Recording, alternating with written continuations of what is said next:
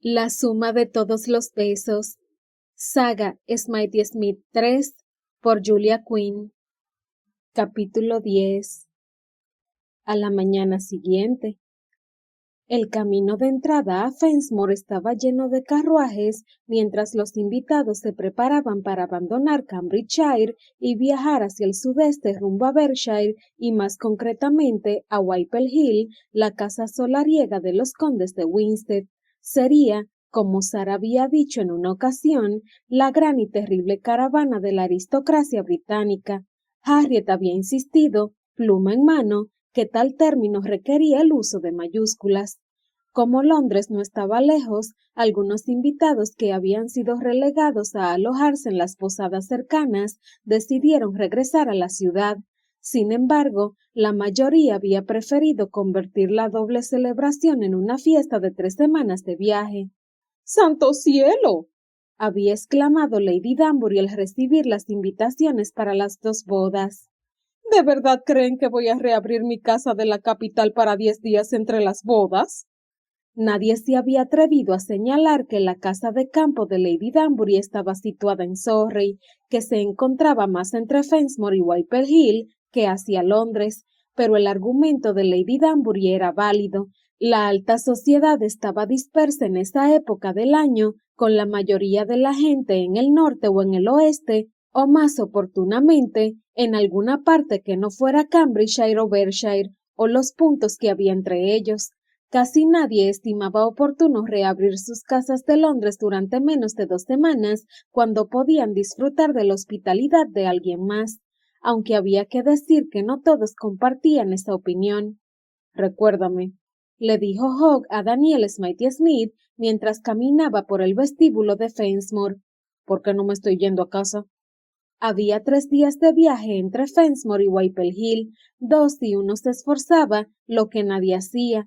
Hogg suponía que, en general, era menos tiempo en carruaje que volver a Londres y dirigirse a Berkshire una semana después, pero, aún así, iba a ser un viaje de locos. Alguien, Hogg no tenía claro quién, seguro que no era Daniel, porque nunca había tenido cabeza para esas cosas, había planeado la ruta, marcado todas las posadas, junto con cuántas habitaciones tenía cada una, y dispuesto dónde debía dormir cada uno. Hogg esperaba que nadie que no planeara asistir a las bodas Chatteris Smitey Smith Winter estuviera en la carretera esta semana, porque no habría ni una habitación libre. «No te vas a casa porque tu casa es aburrida», le contestó Daniel y le dio una palmada en la espalda. «Y no tienes carruaje, así que, si quisieras regresar a Londres, tendrías que hacerlo con alguna amiga de mi madre». Hogg abrió la boca para hablar, pero Daniel aún no había terminado. «Y eso quiere decir que no podrías ir a Whipple Hill desde Londres. Tal vez habría sitio con la antigua niñera de mi madre, pero si no, podrías intentar pagarte un asiento en el carruaje del correo». «¿Has acabado?», preguntó Hogg. Daniel levantó un dedo como si tuviera algo más que decir y después lo bajó. «Sí, eres un hombre cruel. Solo digo la verdad», contestó Daniel. «Además, ¿por qué no querrías venir a Whipple Hill?» A Hogg se le ocurría una razón. «Las celebraciones empezarán en cuanto lleguemos», continuó Daniel. «Será una frivolidad continua y magnífica hasta la boda». Era difícil imaginarse a un hombre con el alma más ligera y más llena de alegría que la de Daniel Smitey Smith. Hogg sabía que parte de aquello era debido a sus inminentes nupcias con la hermosa señorita Winter, pero a decir verdad, Daniel siempre había hecho amigos con facilidad y se reía constantemente.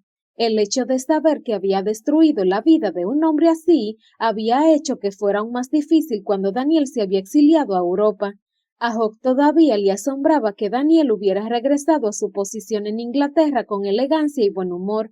La mayoría de los hombres habría exigido venganza. Sin embargo, Daniel le había dado las gracias, le había agradecido que lo encontrara en Italia y le había agradecido que cancelara la casa de brujas de su padre, y finalmente le había dado las gracias por su amistad. No había nada, pensó Hogg, que no estuviera dispuesto a hacer por este hombre. «En cualquier caso, ¿qué harías en Londres?», Le preguntó Daniel y le hizo una seña a Hogg para que lo siguiera por el camino. ¿Sentarte y hacer cálculos mentales? Hogg lo miró. Bromeo contigo porque te admiro. Sí, claro. Es una habilidad brillante, insistió Daniel. Aunque hiciera que te disparara y que tuvieras que salir del país. Le preguntó Hogg. Era cierto lo que le había dicho a Lady Sarah. A veces el humor negro era la única opción. Daniel se detuvo y su rostro se ensombreció. Ya sabes, continuó Hogg, que mi aptitud con los números es precisamente la razón por la que siempre he sobresalido a las cartas. Los ojos de Daniel parecieron oscurecerse y cuando parpadeó, en su rostro apareció un aire de callada resignación. Se ha acabado, Prentice, le dijo. Se ha terminado y hemos recuperado nuestras vidas. Tú sí has recuperado la tuya, pensó Hogg, y después se odió por pensarlo. Los dos fuimos unos idiotas, afirmó Daniel en voz baja. Puede que los dos fuéramos idiotas, repuso Hogg, pero solo uno de nosotros requirió el duelo. Yo pude no aceptar. Por supuesto que tuviste que hacerlo. No habrías sido capaz de dar la cara si no lo hubieras hecho.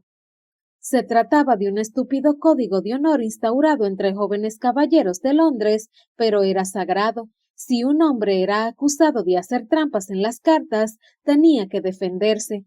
Daniel le puso a Hogg una mano en el hombro. Yo te he perdonado, y tú creo que me has perdonado a mí.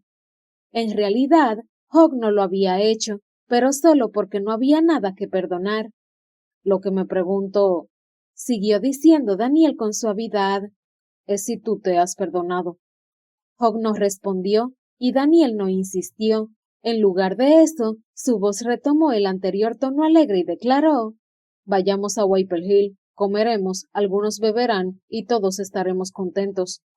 Hogg asintió levemente. Daniel ya no tomaba alcohol. Decía que no lo había tocado desde aquella fatídica noche. Hogg pensaba a veces que debería seguir su ejemplo, pero había noches en las que necesitaba algo para paliar el dolor. Además, añadió Daniel, tienes que estar allí pronto. He decidido que debes unirte a la fiesta de la boda. Aquello hizo que Hogg se detuviera en seco. ¿Perdón? Marcus era mi padrino, por supuesto, pero creo que necesitaré algunos caballeros para que me apoyen. Anne tiene toda una flotilla de damas. Hogg tragó saliva y deseó no sentirse tan incómodo al aceptar tal honor, porque era un honor y quería decir que estaba agradecido, que significaba mucho para él y que había olvidado lo bien que sentaba tener a un amigo de verdad. Sin embargo, solo fue capaz de asentir brevemente con la cabeza. No le había mentido a Sara el día anterior, no sabía cómo aceptar los halagos con elegancia, suponía que uno tenía que creer que los merecía. Entonces está decidido, dijo Daniel. Oh, y por cierto, te he encontrado un hueco en mi carruaje favorito. ¿Qué significa eso? Preguntó Hogg con recelo. Ya habían salido de la casa e iban a empezar a bajar los escalones que llevaban al camino. A ver, dijo Daniel, ignorando su pregunta. Está ahí mismo. Señaló con un movimiento de la mano un carruaje negro relativamente pequeño, el quinto en la fila que se había formado en el camino.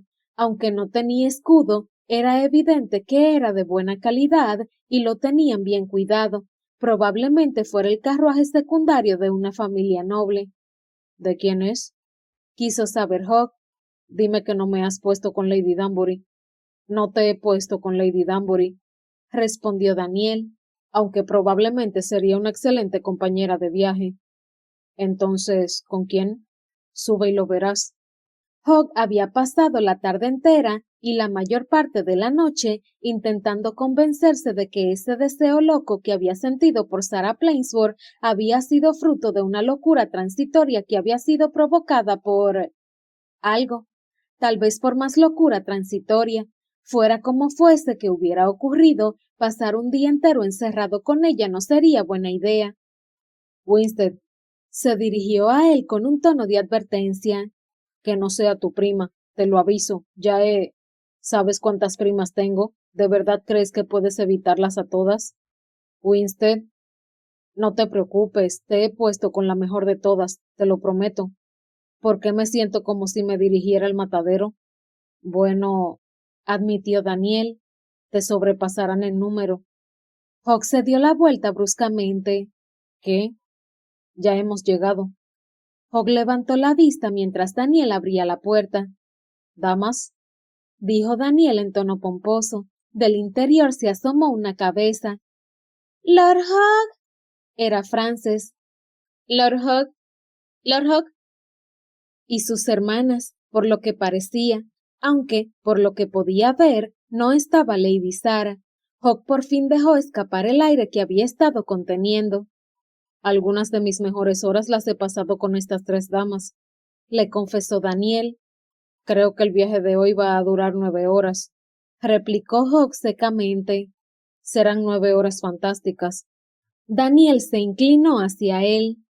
Pero déjame que te dé un consejo. No intentes seguir todo lo que te digan, te provocará vértigo. Hawk se detuvo en el escalón. ¿Qué? Arriba. Daniel lo empujó. Nos veremos cuando paremos a comer. Hawk abrió la boca para protestar, pero su amigo ya había cerrado la puerta. Paseó la mirada por el interior del carruaje. Harriet y Elizabeth estaban sentadas mirando hacia adelante y había un enorme montón de libros y papeles en el asiento que quedaba entre ambas. Harriet estaba intentando mantener un escritorio portátil sobre sus rodillas y tenía una pluma detrás de la oreja. Ha sido muy amable por parte de Daniel ponerlo en el carruaje con nosotras, dijo Frances en cuanto Hawk se hubo sentado junto a ella. O, mejor dicho, lo dijo un poco antes de que estuviera sentado. Él estaba empezando a darse cuenta de que no era una muchacha particularmente paciente. En efecto. De hecho, suponía que estaba agradecido. Mejor Lady Frances que alguna anciana estirada o un caballero fumando un puro, y seguramente sus hermanas serían soportables. Se lo pedí expresamente, continuó Frances. Me lo pasé muy bien en la boda ayer. Se dirigió a sus hermanas para decir, comimos tarta juntos. Ya lo vi, respondió Elizabeth. ¿Le importa ir en sentido contrario a la marcha? Le preguntó Frances. Harriet y Elizabeth se marean. Frances, protestó Elizabeth. Es verdad. ¿Qué sería más embarazoso? ¿Decirle a Lord Hawk que se marean yendo hacia atrás o que de verdad se mareen yendo hacia atrás? Personalmente yo preferiría lo primero, dijo Hawk. ¿Vas a parlotear durante todo el viaje?, inquirió Harriet. De las tres, era la que más se parecía a Sarah. Su cabello era un poco más claro, pero la forma del rostro era la misma y también la sonrisa. Miró a Hawk con cierta vergüenza. Le pido perdón. Me dirigí a mis hermanas, por supuesto, no a usted. No tiene importancia. La disculpó él con una leve sonrisa. Pero, ya que lo pregunta, no pretendo parlotear durante todo el camino. Yo pensaba escribir, continuó Harriet y colocó un pequeño fajo de papeles en su escritorio portátil. No puedes hacer eso, le advirtió Elizabeth. Lo mancharás todo de tinta. No, no lo haré. Estoy desarrollando una nueva técnica. Para escribir en el carruaje, supone usar menos tinta, lo prometo. Y ¿alguien se ha acordado de traer galletas? Siempre me entra hambre antes de parar a comer. Frances ha traído algunas, y sabes que a madre le dará un ataque si manchas de tinta él. Cuidado con los codos, Frances. Lo siento mucho, Lord Hawk. Espero no haberle hecho daño, y yo no he traído galletas. Pensé que las iba a traer Elizabeth. ¿Te has sentado sobre mi muñeca? Oh, vaya, sabía que debía haber desayunado más. Deja de mirarme así, no voy a manchar de tinta él. Tu muñeca está aquí. ¿Cómo se usa menos tinta? Hawk solo podía quedarse mirando. Parecía haber 16 conversaciones diferentes desarrollándose a la vez, con solo 3 partícipes. Bueno, me limito a apuntar solo las ideas principales. ¿Las ideas principales incluyen unicornios? Hawk había sido incapaz de seguir quién decía qué hasta aquello. Otra vez con los unicornios, no, gruñó Elizabeth. miró a Hogg y le dijo: «Perdone a mi hermana, está obsesionada con los unicornios». Hogg miró a Frances, se había puesto tensa por la rabia y estaba fulminando a su hermana con la mirada. Él no la culpaba, el tono de Elizabeth había sido el propio de una hermana mayor, 2 partes de desdén y una de mofa, y aunque no podía echárselo en cara, estaba seguro de que, a su edad, él también había sido así. Sintió una repentina necesidad de ser el héroe de la muchacha. No recordaba cuándo había sido el héroe de alguien por última vez. «A mí me gustan los unicornios», aseveró. Elizabeth se quedó estupefacta. «¿De verdad?». Él se encogió de hombros. «¿No le gustan a todo el mundo?».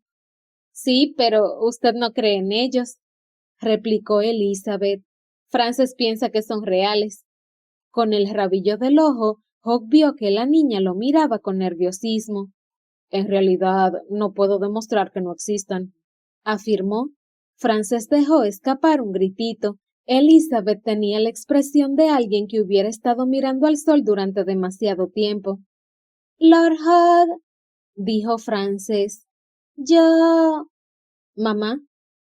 Frances se calló a media frase y todos desviaron la mirada hacia la puerta del carruaje. Era la voz de Sara y no parecía muy feliz. «¿Creen que va a viajar con nosotros?», susurró Elizabeth. «Bueno, ya lo hizo cuando vinimos aquí», contestó Harriet. Lady Sara, en el carruaje. Hogg no estaba seguro de poder imaginar una tortura más diabólica. «O te quedas aquí con tus hermanas o vas con Arthur y Rupert», se oyó la voz de Lady Plainsboro. «Lo siento, pero no tenemos sitio en...». «No podré sentarme con usted», le dijo Frances a Hogg como disculpándose. «Las 3 no cabrán en el otro lado». Lady Sara se sentaría junto a él, por lo que parecía sí que existía una tortura más diabólica. «No se preocupe», le dijo Harriet. «Sara no se marea viajando hacia atrás». «No, está bien», oyeron todos decir a Sara. «No me importa viajar con ellas, pero estaba...». La puerta se abrió. Sara estaba a medio camino del escalón, dándole la espalda al carruaje mientras seguía hablando con su madre. «Es solo que estoy cansada y...».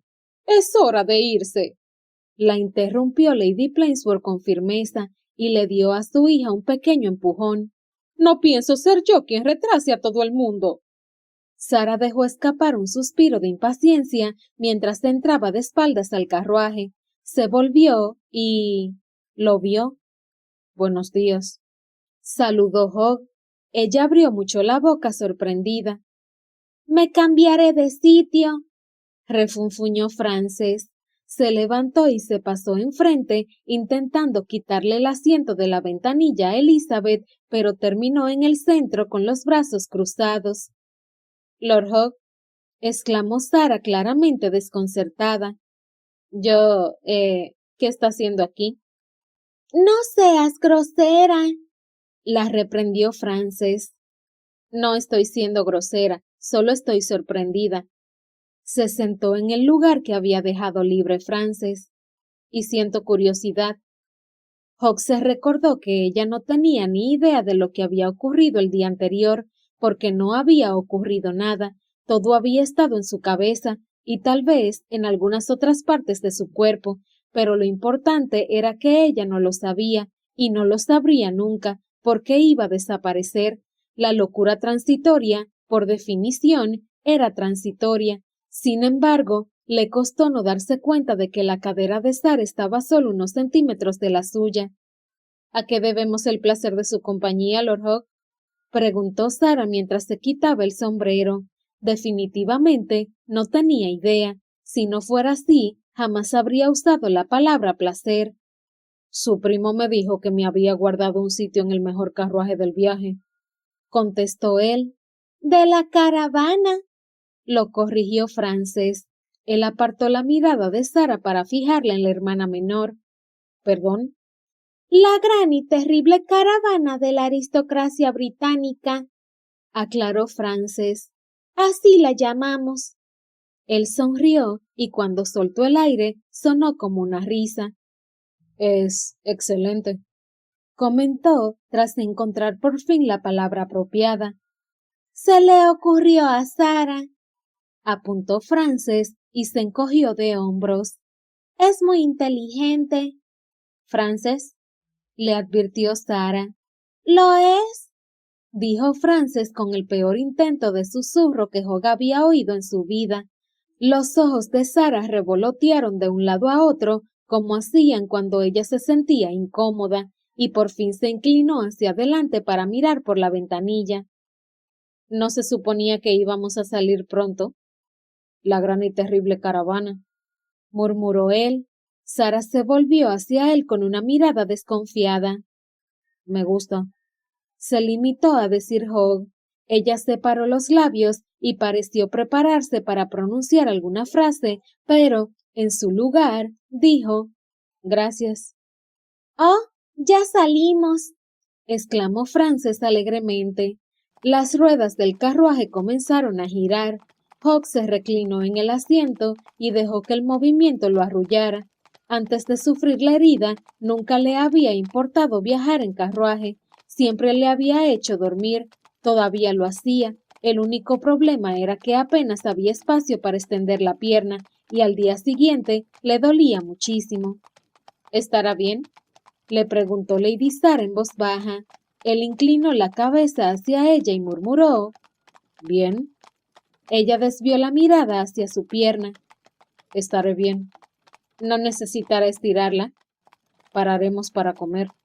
Pero estaré bien, Lady Sara. La interrumpió, pero, para su propia sorpresa, sus palabras no tenían un tono defensivo. Se aclaró la garganta. Gracias por su preocupación. Ella entornó los ojos y Hogg se dio cuenta de que estaba intentando decidir si lo creía. No quería que Sara tuviera ninguna razón para pensar que no estaba cómodo, así que miró ociosamente a las otras 3 hermanas Plainsboro apretujadas en el asiento de enfrente.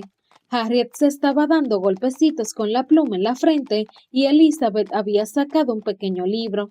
Frances se estaba inclinando por delante de ella, intentando ver por la ventana. Ni siquiera hemos salido todavía del camino, dijo Elizabeth sin dejar de mirar el libro. Solo quiero ver. No hay nada que ver. ¿Lo habrá? Elizabeth pasó una página con precisión. No vas a estar así todo el... Oh. Ha sido un accidente, se disculpó Frances. Me ha golpeado, afirmó Harriet a nadie en particular. Hogg observaba el intercambio de información con humor, consciente de que lo que en este momento era divertido se convertiría en una agonía si continuaba durante la hora siguiente. ¿Por qué no intentas mirar por la ventana de Harriet?, preguntó Elizabeth. Frances suspiró, pero hizo lo que su hermana le había sugerido. Sin embargo, momentos después, oyeron el sonido de papeles arrugándose. Frances, les regañó Harriet. Lo siento, solo quiero mirar por la ventana. Harriet miró a Sara de manera suplicante. No puedo, dijo Sara. Si crees que ahora están incómodas, imagina lo apretadas que estaríamos si me siento yo ahí en lugar de Frances. Frances, quédate quieta, dijo Harriet con brusquedad y volvió a colocar los papeles en el escritorio portátil. Hogg sintió que Sara le daba suavemente en el codo y cuando se volvió hacia ella vio que lanzaba una mirada a su mano. 1, 2, 3. Sara estaba contando discretamente los segundos, estirando un dedo cada vez. 4, 5. ¡Frances! ¡Lo siento! Hogg miró de reojo a Sara, que tenía una sonrisa ufana en los labios. Frances, no puedes echarte encima de mí de esa manera, le espetó Elizabeth. Entonces, déjame sentarme junto a la ventana. Todas las miradas se volvieron hacia Elizabeth, que finalmente dejó escapar un resoplido de exasperación mientras se agachaba en mitad del carruaje para permitir que Frances se deslizara junto a la ventana. Hogg observó con interés a Elizabeth, que se movió más de lo necesario para encontrar una postura cómoda. Reabrió el libro y se centró en las palabras. Miró a Sara. Ella le devolvió la mirada con una expresión que decía: «Espere». Frances no los decepcionó. «Me aburro»,